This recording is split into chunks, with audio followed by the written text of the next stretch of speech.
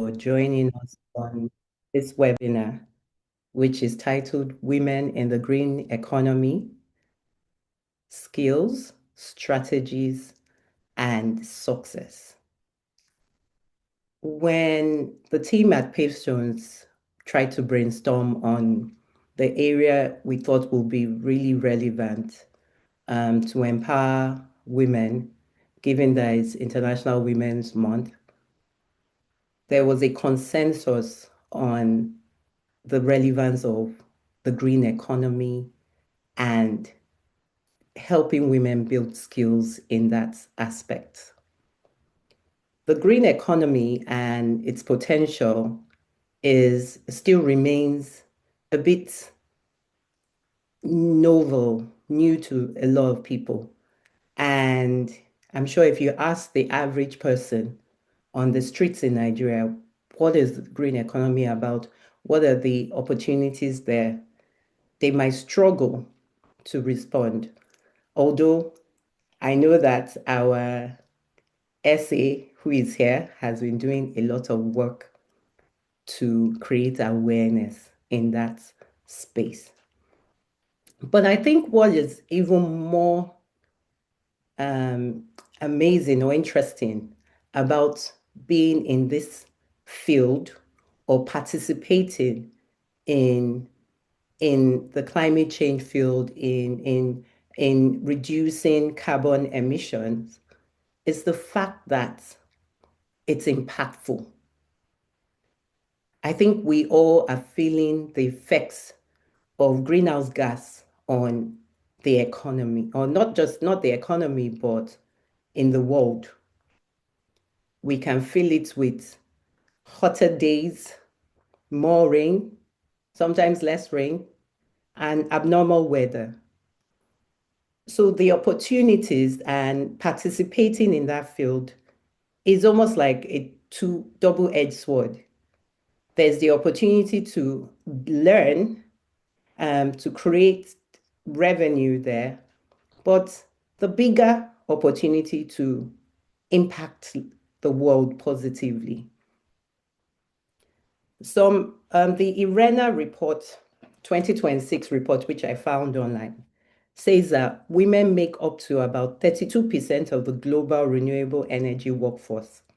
But in senior leadership roles, they drop to 19%. But yet, the green economy sector has capacity to grow rapidly to have about 30 million jobs by 2030. So when we are all thinking about what the future holds, what jobs will be relevant, what projects will be relevant, I think it's safe to know that you can't go wrong impacting the climate and the environment positively and playing your own role in doing that. And at the same time, it's lucrative. As I hand over to our speakers, I will just quickly introduce Pavestones. So Pavestones is a female-led, full-service law practice. We are supporting clients, both local and international clients, in various fields. We have supported a lot of foreign direct investors in setting up in Nigeria and also local companies in successfully achieving their strategic goals. We also have clients in renewable energy, which is relevant now to this discussion, and clients in various sectors. We have our Pavestones Women Empowerment Program, through which we are empowering women by putting structures in place to help them succeed in business. And we are providing free legal services to women because we're passionate about empowering women. This is one of the programs under our Pavestones Women Empowerment Program. But as I said earlier, our men are welcome. So welcome to this webinar.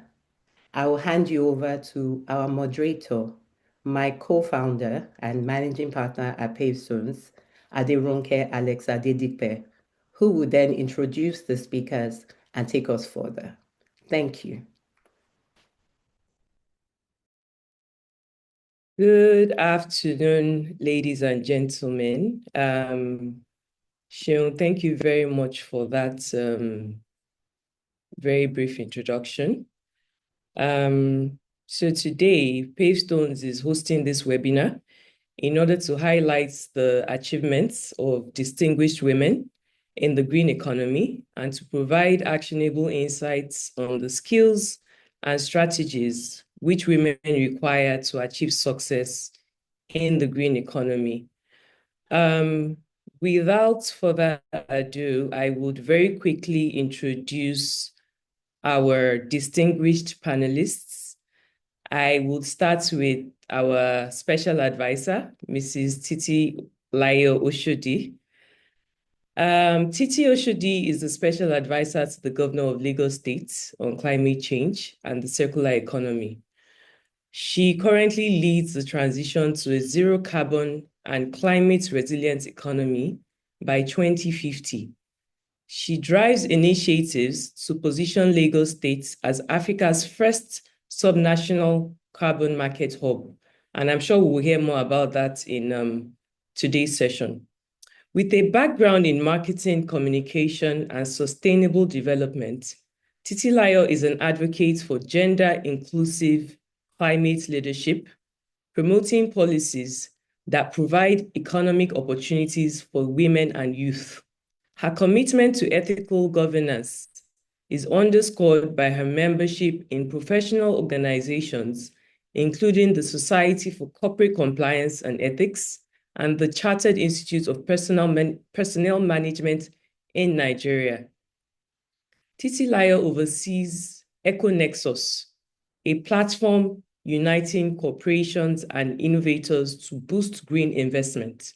She also manages the Economy Business Network, which supports over 500 eco-enterprises in Lagos with training and market access. Notably, Titilayo spearheads 80 million clean cook stove project, the world's largest Article 6 Sub-4 compliant clean energy initiative. This project aims to distribute 80 million clean cook stoves across Nigeria, with 8 million in Lagos alone. It is expected to generate 1.2 million carbon credits annually and over $1 billion in green finance, while improving public health and empowering women and youth-led SMEs. Her professionalism is evident in her dedication to advancing organizational excellence, social justice, and climate resilience. Known for her transformative leadership in project and change management, she has spearheaded impactful community capacity building programs that address critical issues, including social inclusion, sustainable livelihoods, and equity. As a passionate youth advocate and social reformer, Titilayo emphasizes character education and capacity building, fostering a legacy of accountable and transparent leadership and community empowerment.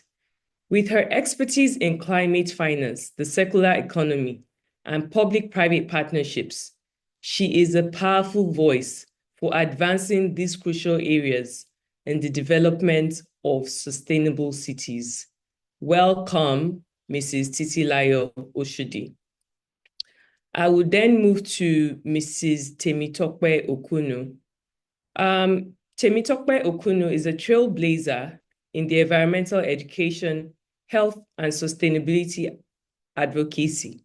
She's passionate about developing and implementing programs that support women and the young to live and adopt a sustainable lifestyle using circular economy principles to solve the 3 planetary crises. She is the founder of FABE International Foundation, a nonprofit environmental health and sustainability organization passionate about establishing and improving an eco-conscious generation committed and dedicated to promoting climate and environmental education. Through her work at FABE, she focuses on empowering and providing hands-on vocational skills, and innovative solutions through what we call experiential advocacy. At the forefront of groundbreaking projects such as Eco Schools NG, Tidy Nigeria, and Waste Wise Women, FABE offers comprehensive programs designed to educate both teachers and students on sustainable strategies for mitigating the climate crisis and addressing environmental challenges. Mrs. Okunnu has shown visionary leadership skills and has managed to secure over $300,000 in grants for FABE.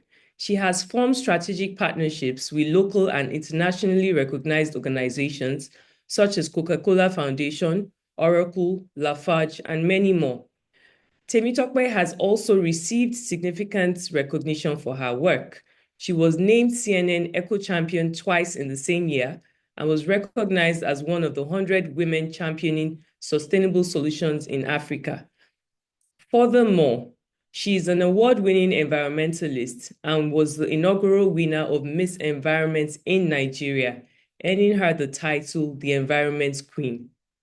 Finally, her foundation has been granted special consultative status with the United Nations ECOSOC, highlighting the impactful work she's doing on a global scale. Please join me in welcoming our panelists. Before we go into today's session, I would like to invite our audience to please put in their questions in the chat box as we proceed. Now, my first question will be directed to you, Mrs. Titilayo Oshodi. And while I understand that today's webinar is focused on women and of course, in honor of the International Women's Month, I would be asking you this question for the benefit of both the ladies and the gentlemen on this call. And my question is actually two-pronged, but I would please request that you try and answer both of them in one breath. Now, as your role as the special advisor to the governor in Lagos State on the green economy and generally climate change, what role would you say that the government is playing in driving ESG adoption across various sectors of the economy, and more specifically within the government agencies? And also, given that environmental matters are on what we lawyers call the concurrent list, how practicable has it been for Lagos to drive its own policies, its own regulations, without overlapping interference from the federal government?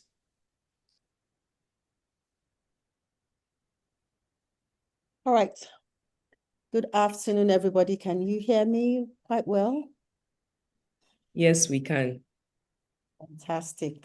Thank you so much, Pavestone Legal, for creating this platform for a talk like this, quite a serious and a necessary one at that. I see Pavestone as I'm emotionally connected because it's a female-led entity. You support businesses to help in navigating contracts, you give corporate governance advice, you provide compliance in regulatory space. So I really, really want to commend the work that you are doing. Thank you so much once again. I also acknowledge my sister, my friend, my aburo, Mrs. Temitope Okunnu. Lovely to be on the space with you. I'm sure that today will be very, very insightful based on the work that we have done. You've been someone who's participated in this conversation even before this government entity, before I came into the force. So I must give you your flowers. Yes, we're commemorating the International Women's Day. And I feel that based on the agenda, it's not just about inclusion, even though that's usually the foremost aspect of conversation, or the foremost aspect of expression with gender equality.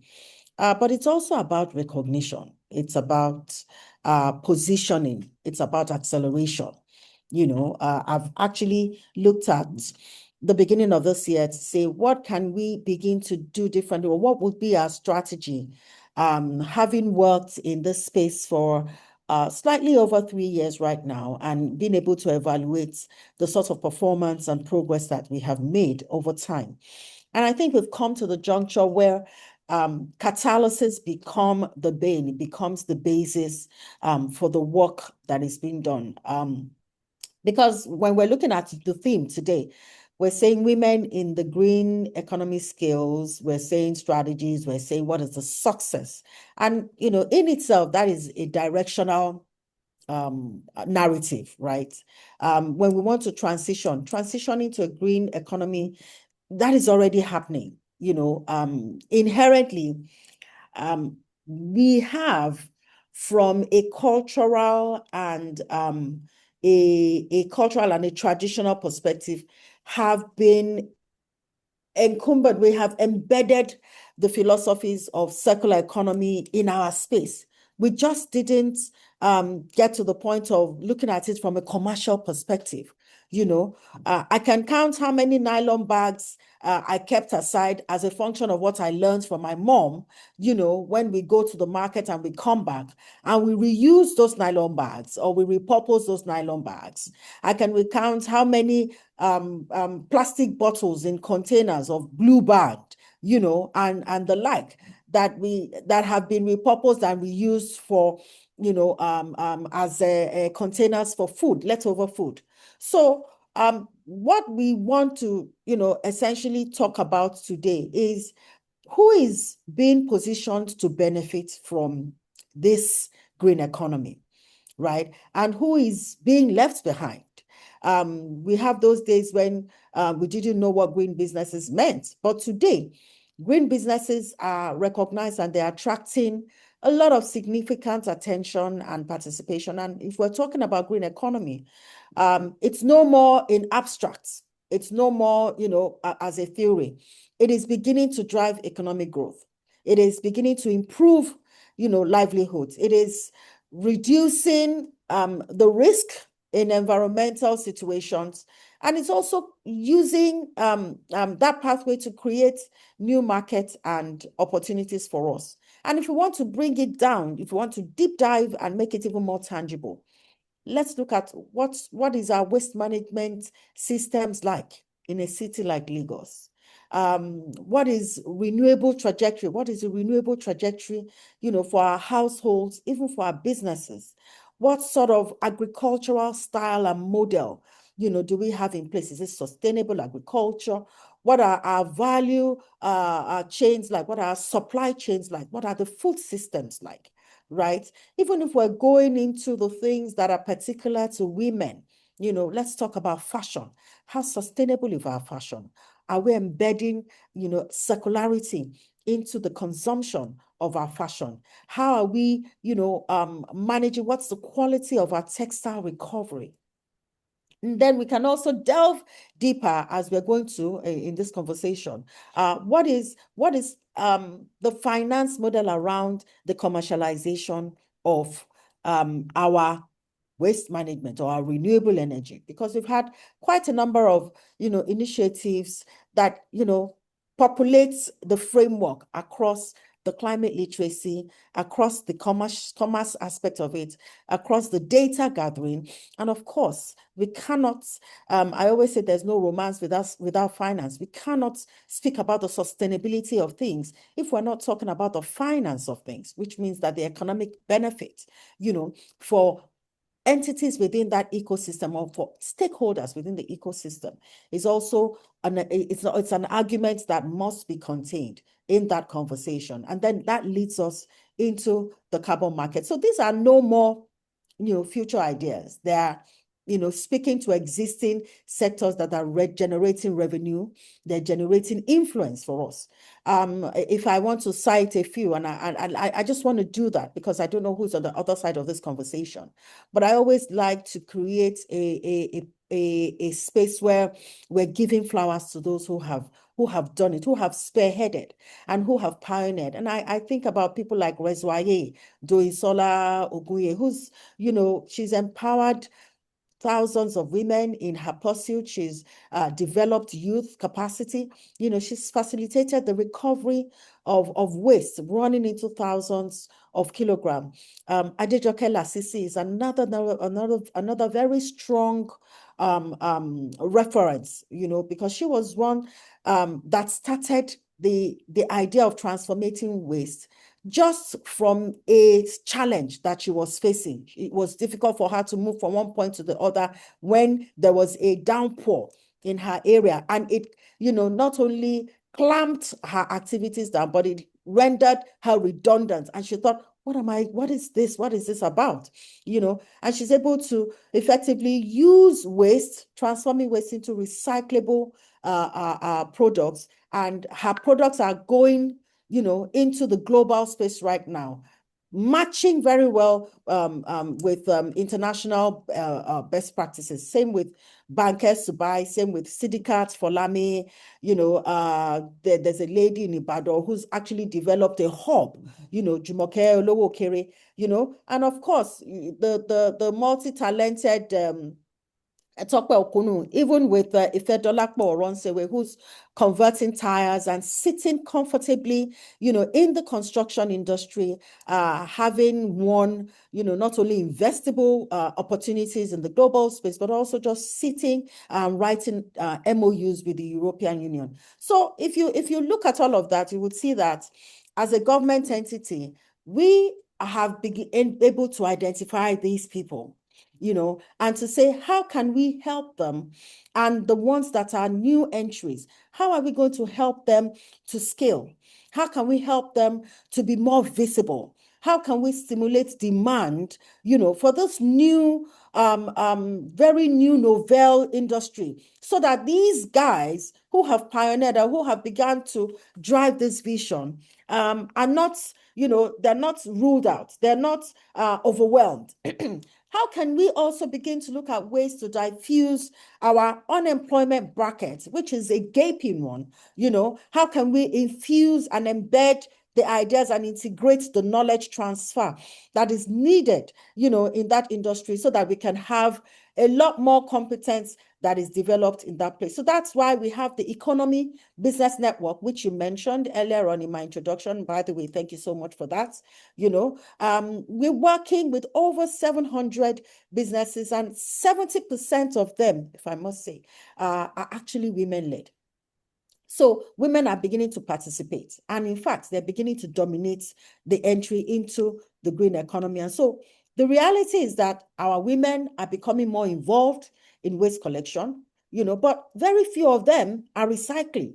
When I say recycling, very few of them own recycling plants or own processing facilities, right? In agriculture, our women are contributing significantly, to labor, but they have limited access to land ownership or limited access to financing or even technology.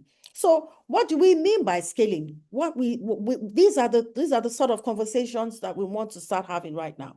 That if when we have a predominant number of women, how do we ensure that they have access to infrastructure, they have access to market, they have access to funding? How do we help them, to be able to structure their entities so that they're able to sit, within developing their skills, expanding their strategy, developing a lot more proficiency in their strategy, and we can give them access. So I hope I have answered. I know when I go on for quite a bit, and but the mapping, from an ESG adoption perspective means that first and foremost, they need to be able to understand the knowledge of the social impacts that they are achieving, the economic impacts that they are hitting on, and of course, the environmental stewardship mandate that is seated within a green business in itself. All of these have to go hand in hand. And like I said again, because we have a framework that talks about the people development, the commerce, the data, the green finance, and the policy. Being able to tie it all together is in the understanding of the ESG contributions or the ESG performance within these businesses, and some of those things that we do in our people development for the EBN network entrepreneurs. Thank you. Thank you very much, Mrs. Oshodi. I actually feel like you've covered all the questions for today, one way or the other. But I'm very grateful for that introductory answer. Thank you for that explanation that you used to drive home the point about how you, for example, would typically just take your paper bags, reuse them, reuse your plastic bowls. I mean, that simplifies what the green economy is about. And as Seun had mentioned in the beginning, there's still a lot of, it sounds like a buzzword. What is green economy? There's still a lot of, oh, what's this about? What really is this about? If you ask the layman on the streets, they really don't know. But thank you for driving home that point and bringing it home. And thank you also, more importantly, for highlighting the names of the prominent women who have helped to bring the green economy to the fore. That's very useful. Thank you. I would now, in the interest of time, I would ask Mrs. Okunnu to please try to answer this question in 5 minutes. And my question to you is this: through your work with FABE, can you tell us the skill gaps that you have recognized amongst women who participate in the green economy? And how can we as a society, and when I say we, I mean the government, I mean the private sector, I mean the businesses, the individuals, how can we ensure that the trainings that women receive actually translate into real market opportunities for women?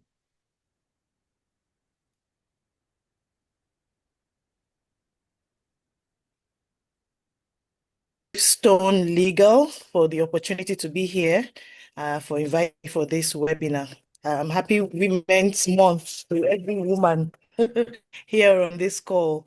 And thank you, my essay. When you were talking earlier, I was shaking my head and, to talk after the essay, I know this is not new to you. It's usually very hard though. But I will try my best. Thank you so much, Auntie. You have always been, since you came into the government. I mean, you said we've been here before you, but I want to tell you what we have not achieved in 5 years. You have achieved it in less than how many months? And that's what we're talking about when we talk about government collaboration partner giving us access in the space to thrive. This is what we're talking about, government supporting the work that we know. And this is what Mrs. Titilayo Oshodi has actually, done for many of us, particularly the women. So thank you so much. So to answer your question, skill gaps amongst women, I mean, some few things earlier, if, for us at FABE International Foundation, the biggest gap will not be skills, because it's a whole lot, but I want to mention a bridge between skills and income. I also mention that as well, that funding is always a headache women in this climb. And so much funds to recycling, composting now, and so many other eco, but what we call structuring knowledge.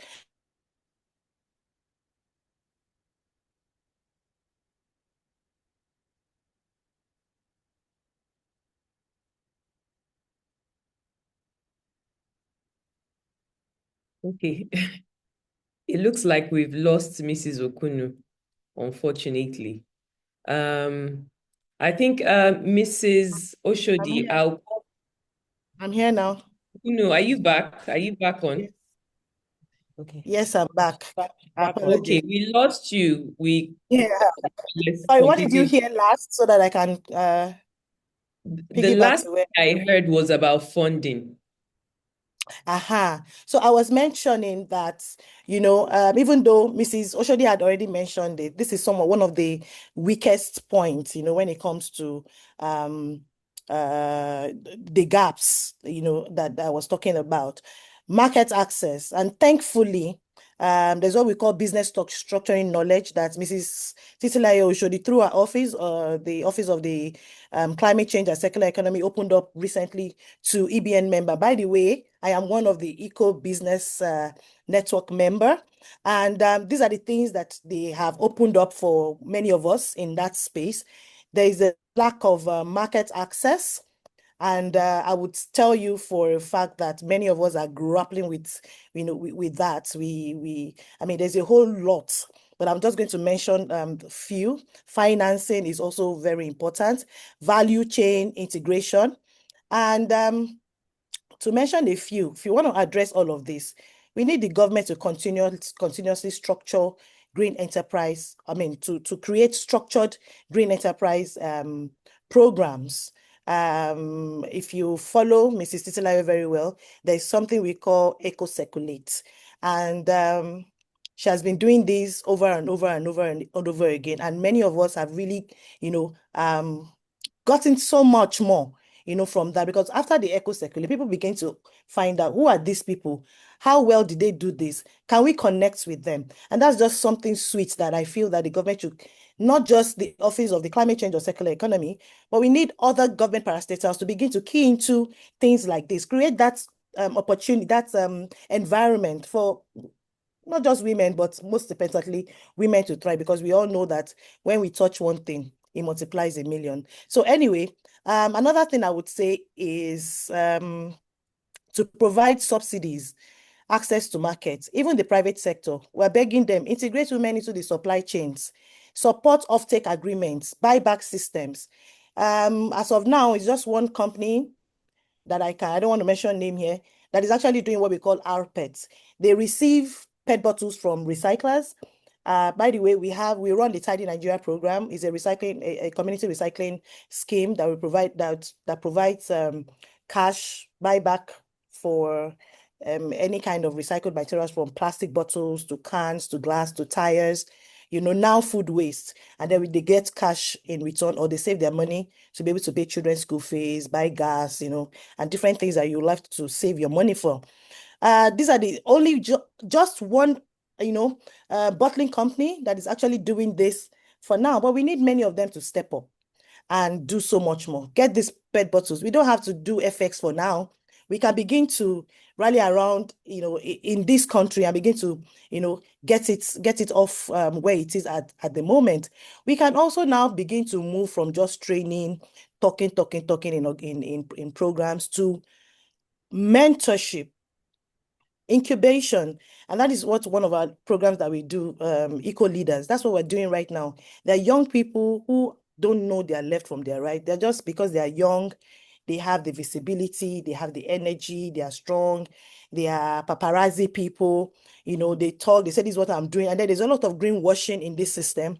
So we're beginning to bring these young people that they know that we can see some sort of, we can see something in them, but they don't have the right structure. So what we're doing is bring them closer, mentor them, in an accelerator program called the Eco Leaders Accelerator Program, and begin to see how these guys can begin to scale. The way we started very hard. It was difficult when I was starting off almost 20 years ago. There was no funding. In fact, as a woman, I was not being heard. When you go to organizations and talk about environmental sustainability, how you're going to do that, they're like, who is this one? I'm sure many of us also face the same thing. But now it's a little bit different. We have forced our way into the into the system, and we're trying to sit down. We are not yet sitting down, but we have tried through essay. Now we've been able to do shakara into some places. Before then, it wasn't like that. But now we are bold because we have somebody in government who is representing the women excellently. We also need many organizations to begin to support women to scale and not just to start. Don't help us start alone. And that is why I always talk about the Aspire Coronation Trust Foundation. When they started with us in 2020 in ensuring that we have eco schools around Lagos State, Ogun State, and other states in the country, we're 5 years this year, or 6. They didn't just give us the seed funding in 2020 and then left us. They mentored us, they trained us, they made sure that we had all the documents, they brought in different experts that would have used millions to pay for. They brought them, they spoke to us, and this is how we need more private sectors to begin to hold us. Yes, we are women. We attempt to be weak, but we are very, very strong. When we set our eyes and we are determined, we are passionate about the things that we believe in, we multiply. Today, the Eco Schools NG program that we started in 2020 with ACT Foundation, we are going close to 112 this year. 112 schools across 123,000 students. And that is just direct beneficiaries, not to talk of indirect beneficiaries. So these are the things I feel and I know that individuals and organizations can begin to support our women with starting now. Because training without market linkages only leads to frustration. But training plus market access and leakages, of course, we know what that means, economic transformation. I would like to stop here. Thank you.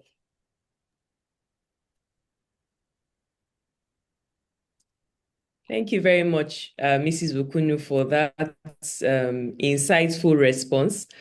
A key takeaway for me is it's not exactly the real issue is not necessarily a lack of skills on the part of women, but more of issues around market access, lack of financing, lack of investment lack of investment to enable women to scale in their businesses. And I'm happy that you also highlighted the capacity of women to go strong and go hard. The way that you described how, as of today, you are at over 100 schools is actually very important for our audience today. And so I can see questions coming in, but before I address the questions, I would like to go back to Mrs. Oshodi. Mrs. Oshodi, I saw that your hands were raised when I was making a comment. I'm not sure if that was an error. I was trying to clap for my sister, and I noticed that there wasn't any, because I think she delivered really well in that area, giving us very practical examples of what she's going through as a business entity. So I wanted to clap for her, but I've smiled at her. Thank you very much. So, Mrs. Oshodi, I would like to ask that we've heard about the Women Economic Empowerment Policy of Lagos State.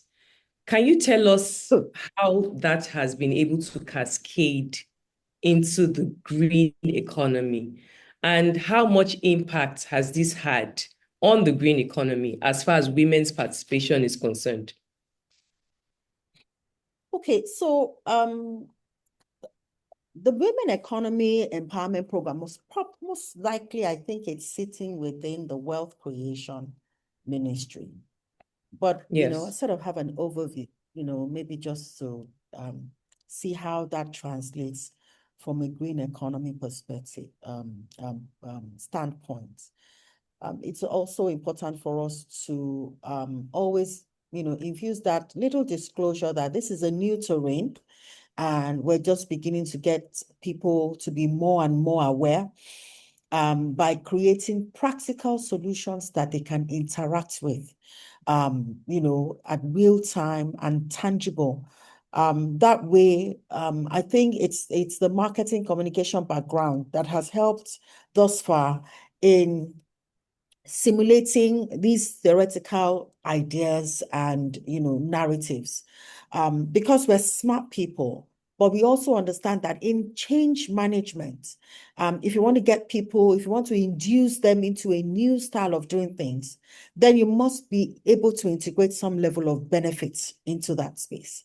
And that's why we cannot have the conversation of the green economy from a waste management or renewable energy or a sustainable agricultural perspective if we are not talking about an economic opportunity that is embedded in it. That's essentially why we always draw up a plan and ensure that there's an incentivization pathway in that space. People cannot understand green economy or environmental stewardship from an altruistic perspective. We are not wired like that. As Africans, as Nigerians, when we were growing up, if we had gotten in our classes sustainable stewardship or environmental stewardship as a subject matter, which is what we're beginning to do right now, embedding that literacy, that climate literacy. Temitope can give you a plethora of experiences having to share literacy and education and advocacy with children across schools. And that's what the Eco Schools is really about. But if we had gotten that sort of training, just like we did with civic engagement or with, with religious knowledge, then maybe we can begin to see it as a feel-good a feel-good point. It would not be a nice to have. It would be a need to have. So I think that, number one, that empowerment program provides opportunity for technical skills. We need to engender, we need to establish the skills for women. Women need to start to understand that materials can move across the value chain and they can gain from it. You can generate revenue from it. We need to know what are the quality standards, what are the processing techniques, because it goes beyond just entering the green business, because, I have a need for it, or because I'm sitting at home, I want to be productive, or because I have access. We need to take that knowledge to the next level. Understand the movement of materials across the value chain. Some of the things that Temitope has also mentioned, to say, when we collect our PET bottle, and she said there's just one person who's collecting our pets right now. You collect your PET bottle. There's so many things that happen in the life cycle of recycling or repurposing or breaking down of that PET bottle. And it doesn't stay with PET bottle alone, our pets. There's so many aspects of our waste that is generated that is repurposed and reused in so many different ways. So we must be able to understand how that material moves across the value chain. We must be able to know what the standards are, the processing techniques are. If you ask Tope now, she would tell you like 6 or 5 different things that would happen to a PET bottle that would generate revenue, that would be profitable for export, that would be reusable for another material, and along that value chain, so many things happen in that space. And then also understanding the efficiency and the productivity. If you're establishing, a commercial activity, where in that value chain do you want to sit? For example, a woman picking up a plastic is just participating. But a woman who understands, the grading, the sorting, the resale, the breaking down, is already building a business. One who sets up an aggregation center or a system or going into processing is building an enterprise. So we must begin to look at that scaling and catalyze those processes. And I think that's what an empowerment program like that is able to provide. There's also the financial and business skill, where you have the real separation in the value chain. When you have, women that are working, and I don't want to limit this conversation to just women alone, even though we are celebrating International Women's Day, but building sustainable business is very, very critical. And we must be able to understand that as a business entity, what is our pricing model about? How do we ensure that we're pricing our products, properly? How are we calculating our profits? How are we, what is the design for our revenue generation? How are we managing our cash flow? How are we attracting funding with the type of structure that we have in place? All of these, areas, all of these aspects are all interwoven into each other. And that's why we run webinars, we run trainings, we run thought leadership, opportunities for young businesses so that they can not only listen to policies and guidance, from government through facilitators, but we can also highlight and showcase those who are doing it and doing it well. Temitope has been a facilitator on our economy business network because you're more likely to relate to somebody who is in the same boat with you than somebody who's in the outside, who you don't feel really understand or takes in the reality of what you go through. And we've had quite a number of mentorship programs by virtue of the memberships within the EBN network. So financial and business skill is also very important because we need to ensure that all of what you have, even along with what Pavestone is doing right now, beyond the technical and financial skill, legal structure. What is the legal frameworks that should be backing, our young businesses? What does compliance for ESG, what does it look like? How is it beneficial for you to be compliant, with ESG? So we have the ability to be able to navigate contracts, to be able to establish the sort of governance structure that spells transparency, that spells accountability, that is equitable, that is just, that is fair. What are the regulatory frameworks within the policies of the government that, you are working in that, will be either indicting or will be profitable or will be beneficial for you. And so this ensures that we have the right, innovation. We have the right sort of, solutions.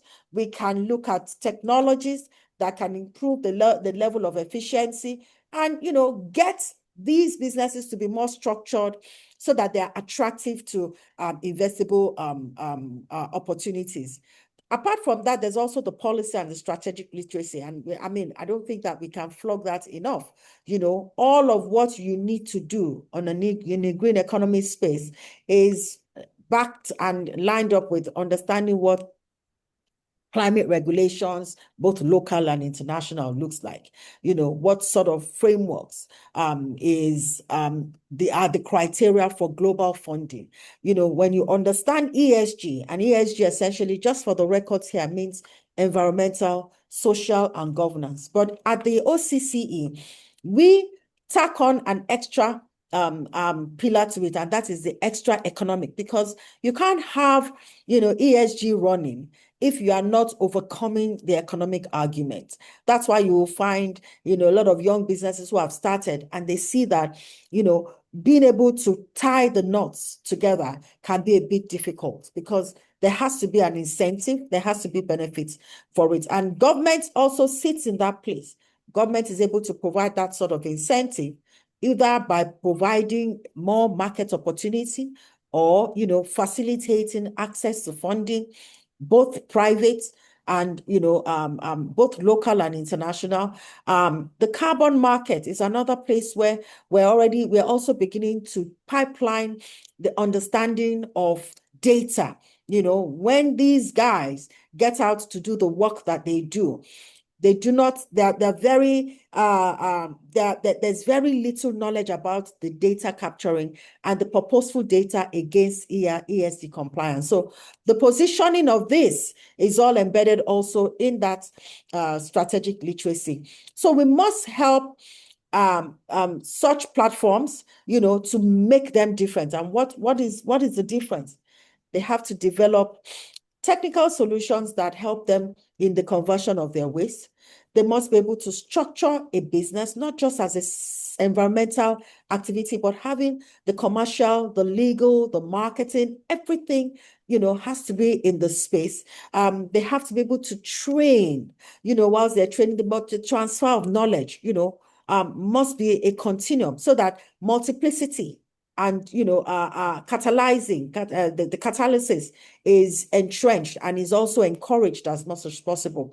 And also in all of that, the visibility in terms of structure for partnerships, for recognition, for investment also makes it all together viable. So we're not going to limit it to just recycling. And I think that this is a charge for our women as well, that let's not just sit it at the recycling alone, but we must be able to build it into entities that create jobs for others, that, build a visible brand that is globally recognizable, and also to be able to influence circular, those things that we normally do, that we're inherently endowed with. We need to start to look at the commercialization of it.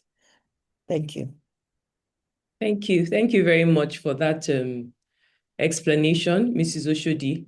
I hear the point you make about inculcating the green economy, or the concept of the green economy, into our educational system, just the same way we learn religious studies and mathematics in school.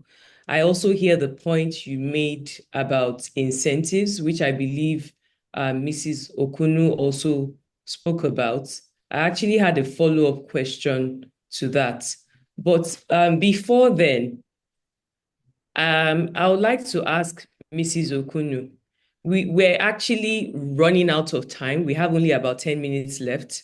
So I would like to spend the next 10 minutes addressing this question, and then perhaps taking a few questions from the audience if we have any. Now, Mrs. Okunnu, you are known as the environment queen. And I think, having just read your profile and the work that you do through FABE Foundation, is a testament as to why you are known as the environment queen. But can you tell us, apart from your success story, what other success stories or models can you say that you have experienced that demonstrates the success of women in the green economy in Nigeria and even around the world? Well, thank you once again for that question. I would share two examples. Recently, we launched I would say, festival in Lagos State, Lagos biogas plants. There has been biogas plants pilot projects that has not seen the light of day, but this one saw the light of day. And that's because we were women, we don't know the power that we have. If I begin to tell you the story of this project, we will not leave here today, but I'll just give you synopsis. This project, for me, Ikosi market has always been the market where I had seen potential many years ago, like almost close to 10 years ago. And I knew that there was a biogas plant there before, but stopped working. It didn't see the light of day too. And then I began to see the possibilities and just to draw attention to that place. And that's all I did with the power of social media. Another thing is that our women, especially maybe the older ones too, we need to not run away from social media. We do a lot of work around what we do. Even me, they still talk about me and say, Temitope, we don't see your work. And you are doing a lot of things. We don't see it. And I'm like, how else do you want me to do it and all of that? I'll do this work, and then I'll come to social media. I changed at the time, but I went back because the work is enormous. We only had to put this thing on social media several times. That we're cleaning up Ikosike just to see if organizations can just, love it or just want to do something. The last one we did was with Zenith Prudential and Oracle. And they came, I showed them the biogas plant. It's working, but we need support, we need that. But eventually there was support from an international body called the C40 Cities. And in collaboration with Lagos State Ministry of Environment and Loma, we all came together and did this project. Now the project has been launched. Women were the backbone of this project. How would I say that?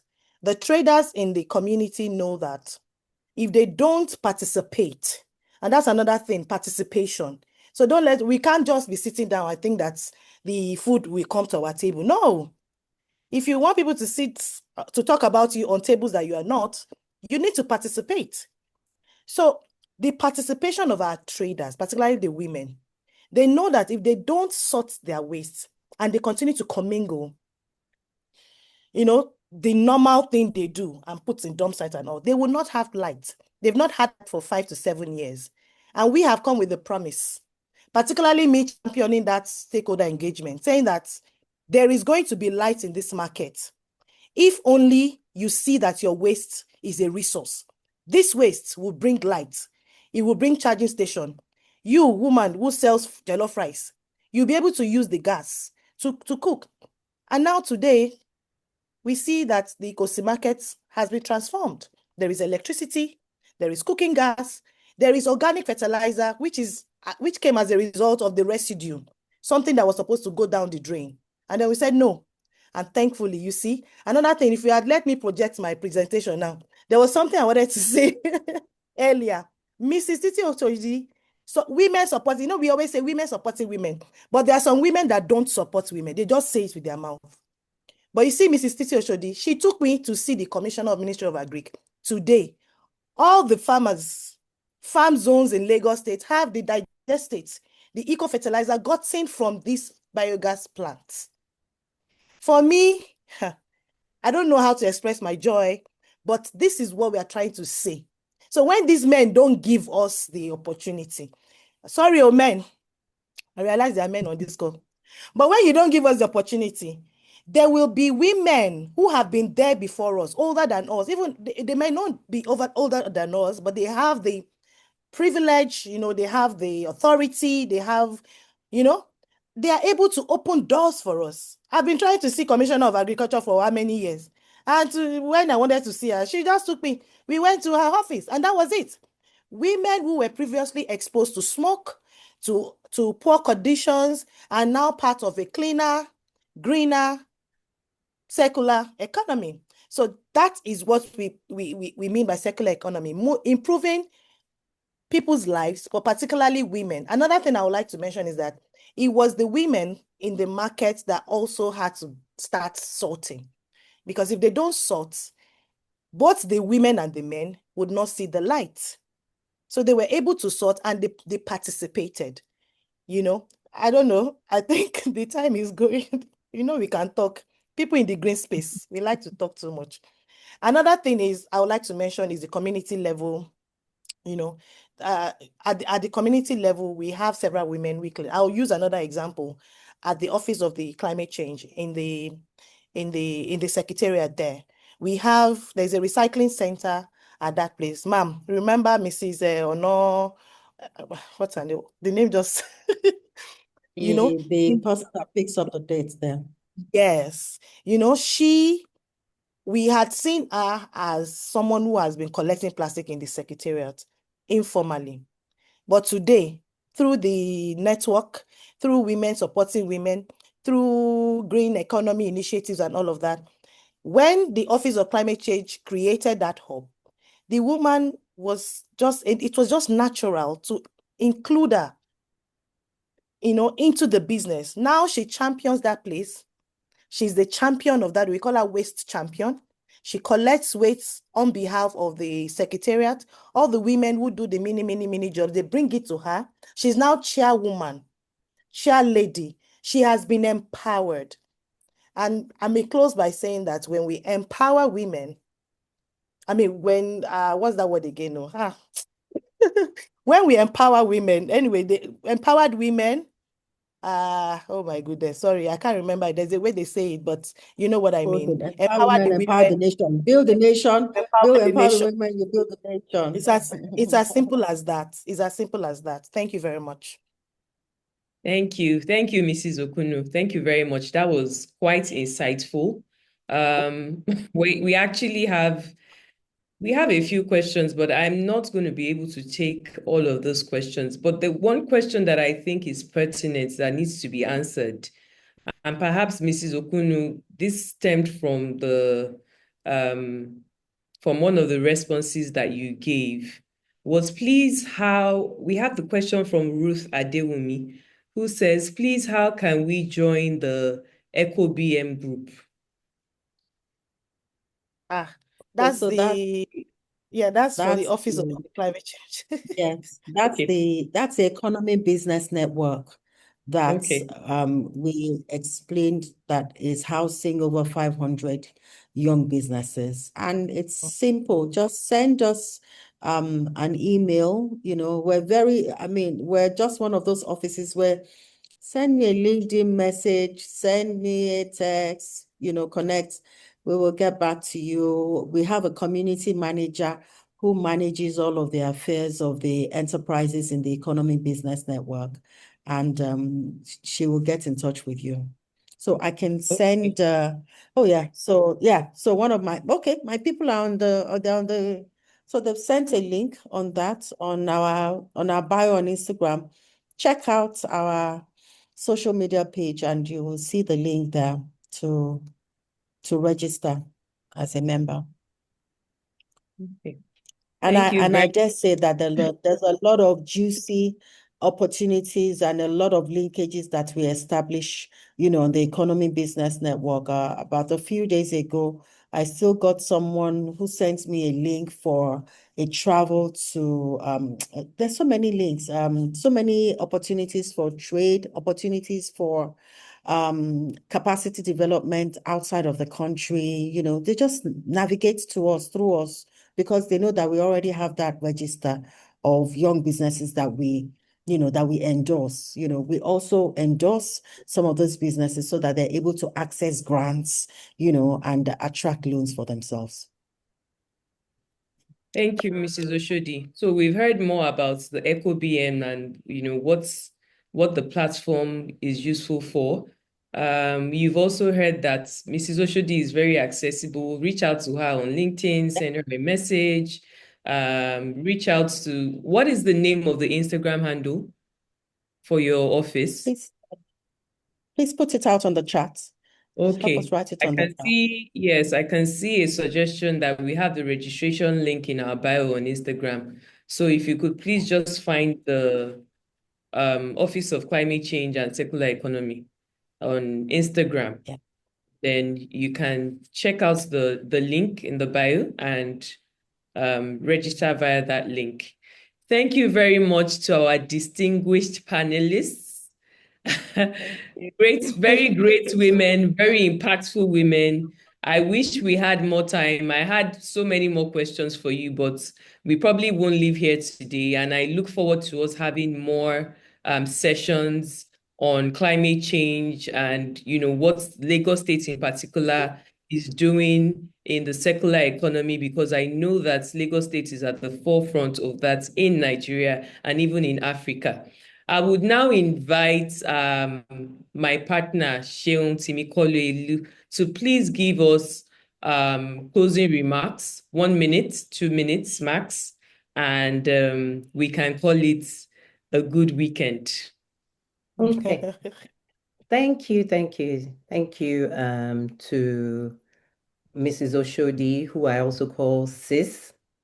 Thank you for joining us, for the wisdom that you have shared. There's so much passion, we can feel it, and a lot of wisdom that has come from you, and we are grateful. And I'm sure the attendees have learned a lot, and it's just they have been, what their mouths have been watered. There's a lot more to learn, and I'm sure people will go and do the research which you've told them to do. The knowledge is power. So thank you. Thank you, Mrs. Okunnu, who we've actually met outside of here. Thank you so much for taking time to speak. We felt your passion and we're grateful for what you are doing. And I see my sis Titi and you, we can see you are really women, empowering women. And I am grateful that you have also joined us to show your passion about empowering women. We are grateful that you joined us to share the knowledge and all the wisdom that you have. To all our attendees, thank you so much for attending. Pavestones Women Empowerment Program. We're going to take the discussion further as we have a program coming up, and we will share more information with you in good time. For those who don't know Pavestones is a full service legal practice We advise on regulatory compliance, commercial transactions, company secretarial. We're full service, project financing, and the whole works, and ESG. We're also a data compliance organization. And for those who are handling data, I know Mrs. Oshodi talked about data. The deadline is end of this month to file your audits. So if you need support on that, please reach out to us so we can guide you. And I've left, should I say, the best for last. Thank you to my wonderful partner for skillfully moderating this session. So I wish you all a lovely day and a lovely week. Enjoy the rest of your day. God bless you all.